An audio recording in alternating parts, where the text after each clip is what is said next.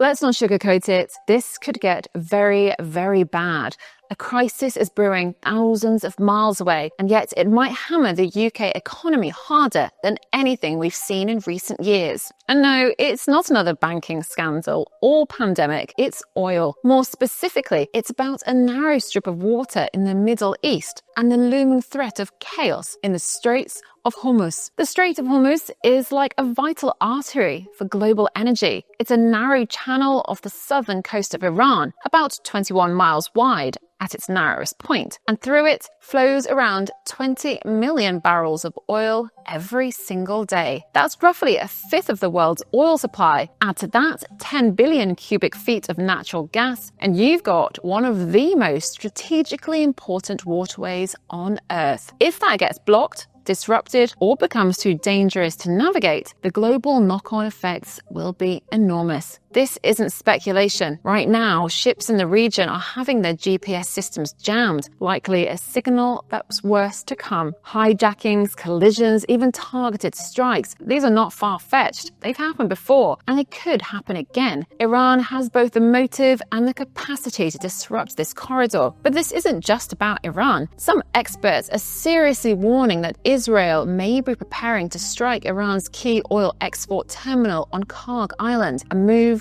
that could ignite the powder keg. Why does this matter? Because almost all of Iran's oil, one of the world's top producers, flows through that terminal. An Israeli strike could cripple Iran's oil revenue, and in retaliation, Iran might not just shut down the Strait of Hormuz, they could attack oil facilities across Iraq and beyond. A wider escalation across the region becomes a very real possibility. If that happens, oil prices would not just rise, they'd explode. Remember what happened when Russia invaded Ukraine in 2022? Energy prices surged. The UK government had to spend over £52 billion just to soften the blow for households and businesses. And that was just to deal with energy bills. But due broader ripple effects of that initial surge, they're still being felt today. And here's what's even more sobering. This time, the UK might be hit even harder. Why? Because we're exposed. Countries like the US have buffers. They produce their own oil. They can ramp up production quickly. In fact, America recently decreased output, which gives them space to scale up again if necessary. It's almost like they've got a backup generator. But Britain, not even close. The UK is tied to global energy markets. We don't import much directly from the Gulf, but it doesn't matter. Oil is priced globally, so when prices go up, even because of supply issues in another part of the world, we feel it here. Petrol, diesel, food, flights,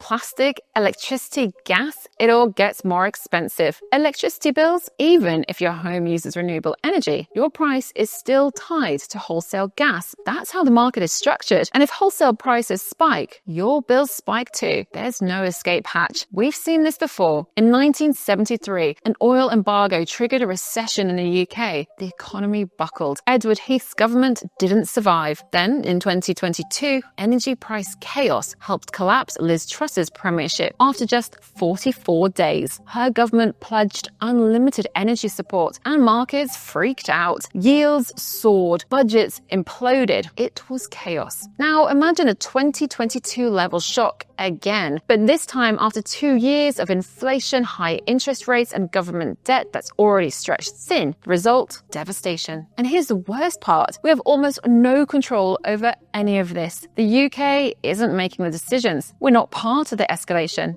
And yet, we're likely to pay one of the highest prices. In 2003, during the Iraq War, Britain at least had a seat at the table. Today, we're on the sidelines. The US and Israel are calling the shots. Iran is reacting. And Europe, we're just preparing for the fallout. But this isn't just about us. China is deeply tied to this too. Nearly all of Iran's oil goes to China. And China also buys a huge share of what flows through the Strait of Hormuz. If that supply is hit, Chinese factories will feel it, and quickly. That matters because so much of what we buy in the UK is made in China. When factories in China pay more for energy, we all pay more for products. From phones to furniture, prices will rise. That adds to inflation here in the UK. It means the Bank of England might have to hike interest rates again, which squeezes mortgages borrowing, growth. It's a vicious cycle. Analysts have modeled different scenarios. In the best case, if the disruption is short-lived and ships can be safely escorted through the strait, there would be an uptick in prices, possibly a mild recession, but the economy could recover. Painful, but manageable. And the worst case would be prolonged chaos in the strait and multiple regional oil facilities under attack. If this happens, we'd see a massive spike in oil prices, a new inflation wave, another emergency spending spree by the government, billions poured into household energy support, and political chaos as leaders scramble to respond. We could easily see a repeat of 2022, only worse. And again, this is bigger than oil. It's about geopolitics. It's about power. Trump, Netanyahu, and Iran are the main players right now, and they're operating with very different playbooks. Trump isn't interested in traditional diplomacy. Netanyahu is pursuing aggressive policies. Iran is growing more defiant. The UK, we're stuck watching and perhaps waiting to react. Meanwhile, there's Russia. If oil prices surge, Moscow profits. That money can fund its war in Ukraine. Sanctions, less effective. Diplomatic leverage, undermined. Now, could this have been avoided? Possibly. Britain could have invested in long-term energy resilience decades ago. Nuclear power, better storage, renewables. But it didn't. We've been playing catch-up for years. To be fair, recent governments have started to invest more in homegrown energy, offshore wind, nuclear projects, hydrogen, but those are long-term solutions. They won't save us next month or next year. Right now, the UK is still heavily dependent on fossil fuels, and that leaves us vulnerable to shocks, to supply chains, and to foreign conflicts we have no role in starting. And here's the grim reality. This isn't the last time this will happen. As long as the global economy runs on oil, and as long as that oil comes from unstable regions, we're always one missile away from economic mayhem. So yes, it's just a narrow strip of water on the other side of the world, but what happens there could change and affect everything here. Petrol prices, heating bills, grocery costs, government spending, even who's in charge at number 10.